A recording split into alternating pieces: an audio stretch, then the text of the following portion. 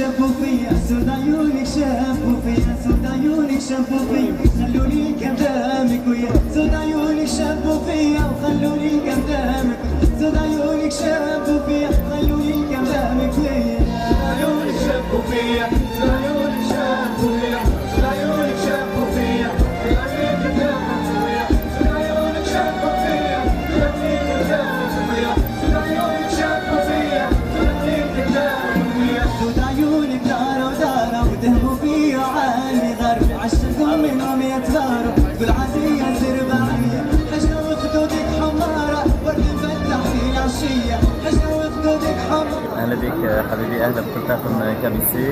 الحمد لله، نشكر كان الجمهور اللي دعمني وشجعني باش وصلت للمرتبه الثالثه، وبالنسبه لي ما يعني مرتبه مشرفه جدا باش نكلاسي التروازيام كلاس في العالم العربي.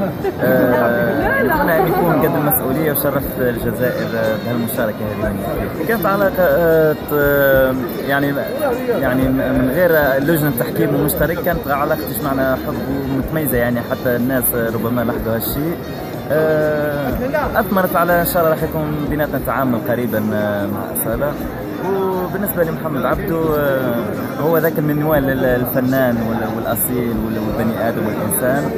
نشكرهم الصراحة على كل ما قدموا لي من نصائح وتشجيع وملاحظات كانت قوية بالنسبة لي. وشكون الجمهور اللي صوت لك طيلة هذه الفترة؟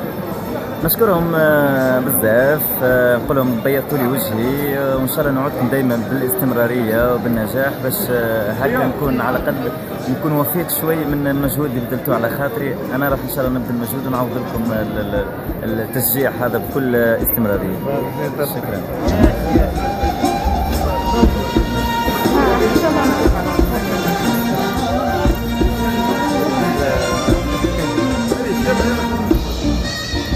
نشكر كل الجزائر اللي وقفت معايا في البرنامج هذا، ونقول لهم دائما هكا يا ولاد بلادي، نستعرف فيكم وانت فري فيفا الجيري.